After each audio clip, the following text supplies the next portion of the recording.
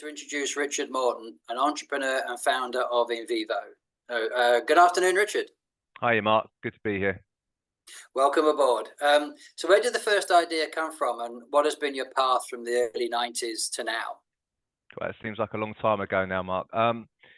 So looking back, I started my first company when I was 25 with 500 quid that my mum lent me.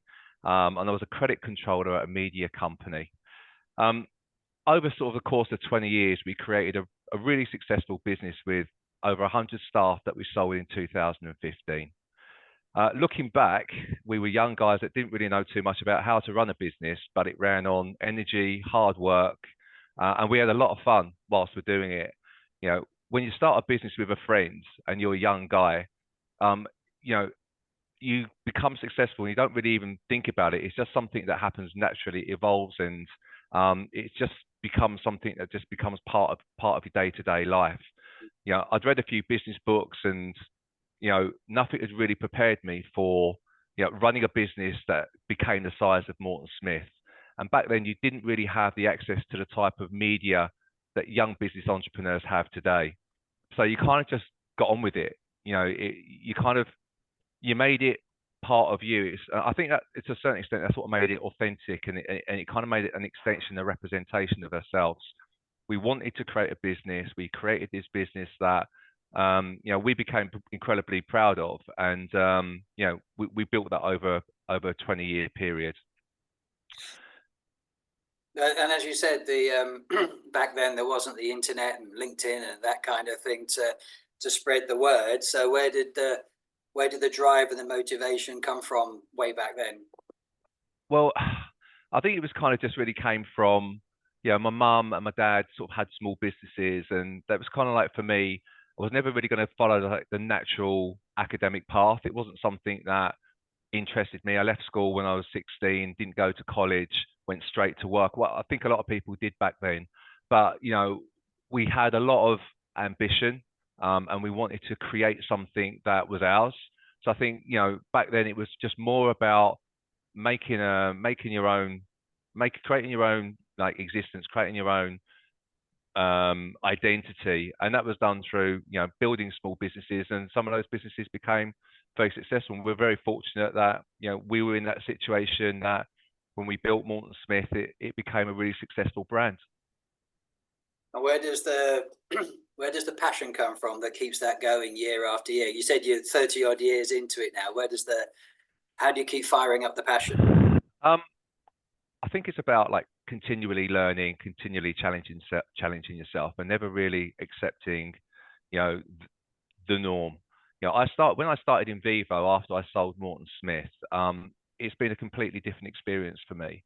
Moreton Smith, I was a young guy, I didn't really know too much about how to run a business, and I learned a lot as I went along. This time it's been very different for me. I've surrounded myself with really smart, talented people, and I've given them the platform for success. So my job as a CEO now is to guide that team and help them to navigate a pathway to success, and to give them a vision and give them a sense of, this is what we're trying to achieve as a collective group of very smart, very, very talented people. So with technology companies or any company, you're always going to have challenges, you're always going to have setbacks, and you're always going to have disappointments. But as a CEO, and obviously someone that's kind of walked this path before, my job is to take that and create learnings from that, and to guide the team to take every single setback and create as a positive, because it's a learning curve as you're constantly progressing and growing a business. You know, I'm always reminding the team to fail fast and keep moving forwards. We're an exciting upward trajectory at Invevo, and we have a great team that are immersed in the business, and they want to see the business do well. And I think my job is to get all those people and get the best out of them, and for them to get the best out of themselves. And as I said, as a CEO of that business, that's how I see my role. I mean, when we talk about motivation, it's about the people around you, right? So, you know, I might be the CEO, but I'm always first in and last out, and I think that's been indoctrinated into me because it's part of my personal philosophy. Like, I would never ask someone to do something that I don't do myself. Yeah. So is that an old school thing? I don't know. I'm sure there are a lot of young entrepreneurs that are incredibly hardworking, but like, I kind of pride myself on the fact that you know, I'll be first in, I'll be last out, and we'll, just almost setting the tone and setting the pace for the business. Because if I'm not doing it, why would anybody else?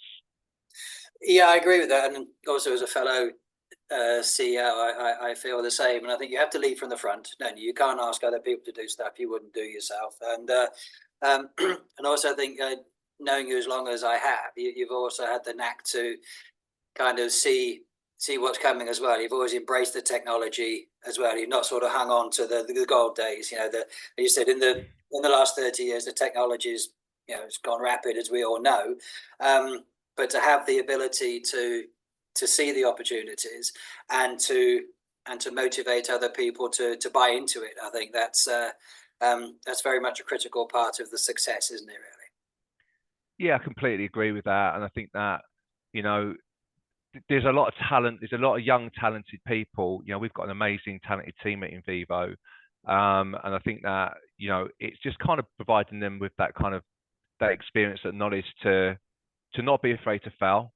Fail fast, and we'll just keep moving forwards. And setbacks are expected. That's what a learning is. But I think that there's so much talent out there, and I think that it's quite hard to start up a business nowadays, because you've got a lot of compliance requirements, etc. I started my first business with £500. I think it's going to be very difficult to replicate something like that. So these people working in organisations that should be giving them the platform for personal growth and success. So it's really about bringing those people into your business, and then sharing your kind of almost like your pooled capabilities to create a great business and create a great brand. And we're a technology company, and we've got some amazing young people in our company that are doing things that are just really inspiring. And I guess that's where that also motivates you as well, doesn't it? From the energy that's created through everybody. I think that's such an important aspect, isn't it? Again, giving people the right environment. What some of the things I took from my first business, and again, a lot of the learnings are that fun is an important element of our work life. We're not robots. We can't just operate like machines. We need to be able to interact. We need to be able to have a voice.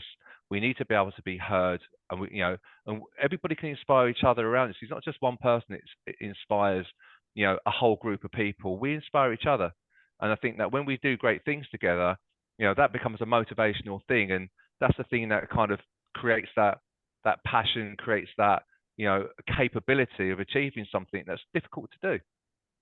Oh, it is, and I think and you said the passion and the energy and the personalities of the people that represent the company. That's always contagious, and we know that firsthand ourselves. That was kind of part of the route that we ended up working together. And moving forward, sort of money and revenue and profits aside, how do you define success? Yeah, I don't define success in monetary terms. I might have done when I was younger, but I think that success is defined, I think, by happiness. So seeing the team come in every day, building a great business, building a great brand, and seeing everybody have that personal progression, to me is a sense of success. And also spending time on quality time with my friends and my family. Getting to spend time with friends and family. When you're a tech CEO, you don't have a lot of free time. This isn't a job that you can do half-heartedly or half-assed. You don't get that opportunity to kind of slack off, because you've always got to be on it. I think that with a good family unit around you, and with people that are actually supporting you and enabling you to go out and do what you need to do, the thing that kind of then creates that happiness is being able to give back, and then be able to spend that time with your family. But it's not lots of time, because even when you're on holiday, you never get a day off. You're always working. But just to get that a little bit of quality time with your friends and your family and having a positive impact on their daily lives is something that I kind of really see as success. And I feel like I'm living the life that I've always wanted to live. I live the life with the people that I care about and that I love. So I can't ask for more than that. I'm healthy. I'm surrounded by talented people. I've got a great family. So to me, that's the definition of success. Yeah, I think there's a couple of key points from that. I really agree with. One, you can't dial it in, can you? You can't phone this stuff in. Like you said, you got to be at it all the time. And the other thing you were saying there, there's a lot of talk these days about work-life balance. And I think the critical thing is if you really love what you do, there is no kind of hard and fast. You don't switch off at 5 o'clock and say, right now I'm going to be somebody else. It's as you said, on holiday. I'm sure, probably a bit like myself, when you're at home watching the telly, you're thinking and innovating and so on. So the work-life balance is it's if you're happy, isn't it? It's not one thing or the other. It's as you described, I think. Yeah, I mean, I could tell you a little story. I mean, like my wife is the person that basically runs my personal life, and it allows me to focus on the business. It's not we work as a partnership. We work as a pair. So I was sat down with my daughter the other day, and she said, "Right, Dad, you're going to come and watch a movie with me?" And I was like, "Yeah, I'm going to come and watch a movie with you, Fifi." And then she went, "Without your phone, Dad?" And I was like, right, okay. Now, there's a thing. But now I don't go on social media, so the only reason I'm on my phone is because I'm working. And I was like, right. So she made me put my phone down, and I sat with her and I watched. Now, like, she's 7, right? So she obviously plays on it a little bit, but it's just a little bit insightful that like when you're working in a creative environment, it's the thing that you're passionate about, and it's the thing that keeps you up at night, thinking about things. The other night I woke up at 2 o'clock in the morning. I always keep a book next to my bed because I always want to write things down. I've always done that. And I woke up about 2 o'clock in the morning, but now I've got Slack, so I'm slacking the team at about 2:30 with like some sort of design concepts, and then they start replying to me. And I'm like, are we all mad? It was like a Thursday night or something, and I was just like, what is going on? But we just love it. And the thing is, you wouldn't do it if you don't love it, because it takes everything from you. You have to commit to it. It's not something you can do by half. So you have to have a very understanding, supportive family who understand it's your passion and it's what you love doing. But as long as you can give back in a positive way, then I just feel like it is like just finding that happy balance of keeping everybody happy and in a good place, whilst you're kind of like you're chasing your dream a little bit, but it's a thing that's almost a bit all consuming. Yeah, I think, and I know that within the Callisto team we're very much the same, and I know that Esther's on the side here, and she'd be nodding her head as well, and thinking about the various messages I send at 4 o'clock in the morning as well. Because I have the ideas, I put them down, and I get them out there. So I fully understand what you're saying. Yes, and there's nothing wrong with that, is there? If it is your passion, it's your passion. Yes, it's I think it's a noble thing, and an important lesson I think for young entrepreneurs today. Is it's not easy. It's not about just sticking a few things on social networks and it happens. It doesn't work that way, does it? That's the reality is always the hard yards. Yeah. Yeah, I mean, I'm a great advocate for, I want to see young people do well. You know, the world is about like the constant evolution, right, and the constant progression, and we want to see young people do well, and we want to see them create great businesses, and we want to see them bring put their stamp on the world, and that's something that's really, really important to me. I just think that it's easy saying and really hard doing, right? And if you're going to do something, if you've got a great idea, right, the best thing to do is to get a bit of paper down and start writing it down and say, this is what I'm going to do. This is the start, the middle, and the end. And it's great to have a great vision and a grand vision, and it's great to have ambition, right? It's almost sent out like what you call a moonshot, right? So you go, this is my moonshot. This is the thing that I want to do. Right now, I've got to work out how I'm going, and I'm going to work backwards from that moonshot, and I'm going to go, right, what's the first step I need to do to get to that point?